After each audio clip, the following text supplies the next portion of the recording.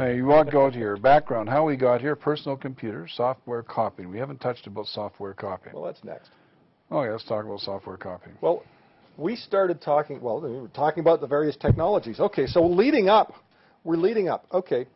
What else you got? So there is 80 megabytes. You know, that's enough for, I don't know, what, about 30 or 40 songs? And that was $5,000 when we bought it. First one. Okay. Well, remember. And when we bought it, MP3 hadn't been invented. Yeah, my first Radio Shack, 8 gigabyte. In that case, it'd have to be WAV file. That's right. Yeah. Well, in WAV files, you might get 10. Yeah. 10 songs or 5 songs in 80 megs. Yeah. That's 80 megs. That's not 80 gigs. That's 80 megabytes. Yeah, that's right, because when I bought the first Radio Shack 8 megabyte drive, remember, Richard, it was this big, like this, and you had to put it someplace where it couldn't be jarred. Yes. Because if you jarred it, and it was $4,800 plus taxes. Fragile. Yeah. You know, and the original, this isn't even the original, a 5 1/4 inch floppy, which was larger than that. This is a 3.5, and you could get about a megabyte on it. Well, it's a boot floppy for tough.belcara.com. That's one of our old computers. We went, we went 8 megabytes. Oh, and Mitchell's got a box of. Word 6.0 on 9 discs. A box of diskettes. There you go. 100% pre-formatted, certified, and tested. But that's Word. That's Word 6.0. That's right. Now, you remember back to the Radio Shack Model 1 and the Apple II? They both used 5 1/4 inch floppy disks, right? Yeah. Single-sided, single-sectored floppy disks. Yes. Oh, I remember when two-sided came out. Oh, yeah. The Apple wrote on the top, and the Radio Shack wrote on the bottom. So tell me, they're single-sided. They used the same disks. Mm-hmm. Doesn't that? I mean, they're not single-sided. They were double-sided. They were double-sided. They just didn't use both. They just didn't use. But it was but you bought the same diskettes and used them in 2 different computers, and they wrote on 2 different sides. You know, I'm 60. You're talking about something that's 1980, and that's now 30 years ago. And I did not know that until this minute, that the 2 computers, one wrote on top and one wrote on the bottom. So that's why you could use a flippy. You could make a flippy by cutting out an extra notch on the thing so I that remember you could turn that. it over. I remember that. Anyway, back to storage. But you could do that on either machine, though. That's right. I didn't know. Yeah, but you didn't realize that they wrote on different sides. That's what I didn't realize at this moment, yeah. There is 1,000 gigabytes. That is a 1 terabyte drive. That's actually a repaired drive. They just sent it back to me. 1,000 gigabytes. That's 1,000 gigabytes. Now, that other one just was now 80 was megabytes. 80 megabytes. So that would make 9, 1 gigabyte. 10, 12 of those big ones is 1 gigabyte. And there's 1,000 gigabytes there. So that 12 of those. So this is the equivalent of 12,000. Hold it up. Get it up again here, just because we're going to do this. I don't know if Mitchell's having any fun. This is the equivalent of 12,000 of this.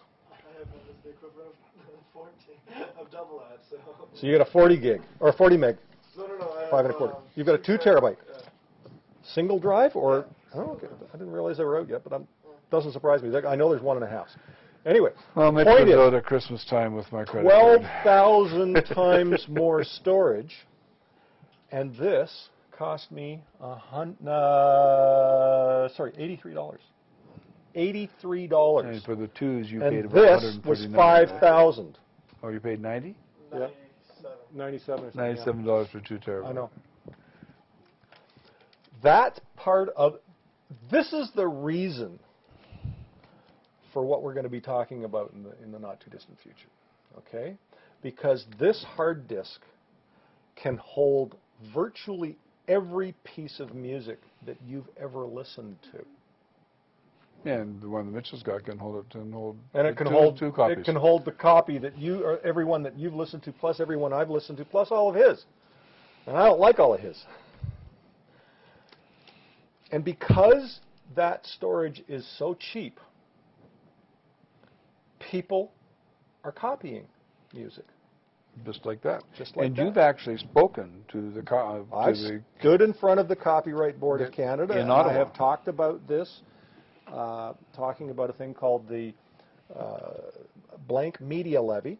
Yep, that's a long time ago now. It's like yesterday. it's almost 10 years ago. It was Yeah. 2001, 9 years ago.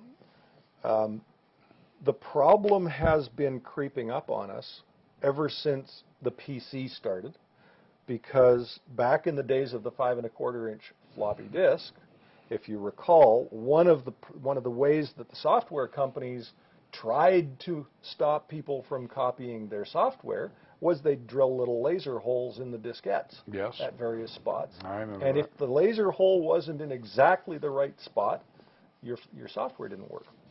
Okay? So that was one of the first copy protection schemes. Yep. Okay? Now, do you know why they stopped doing that? No.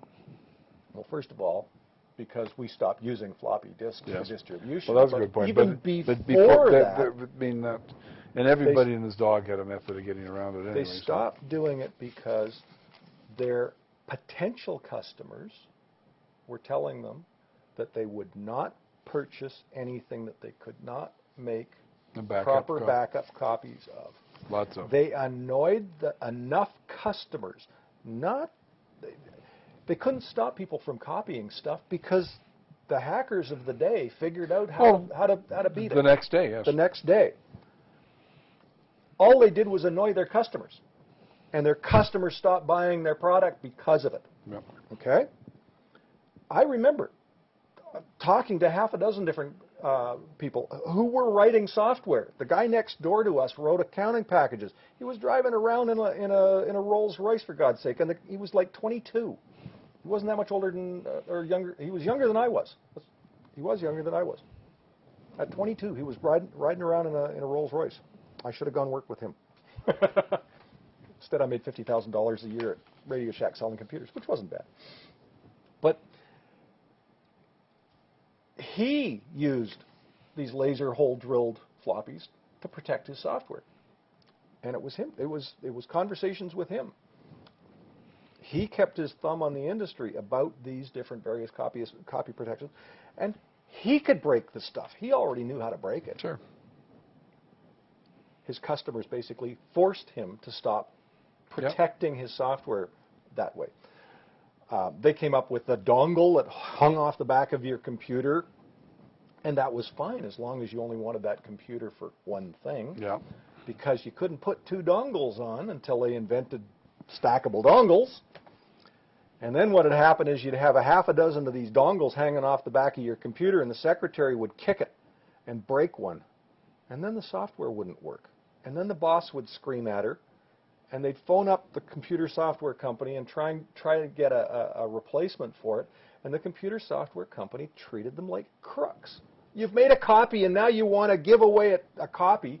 And no, I just want access to my books and records that are in your proprietary format that I can't get at anymore. Yep.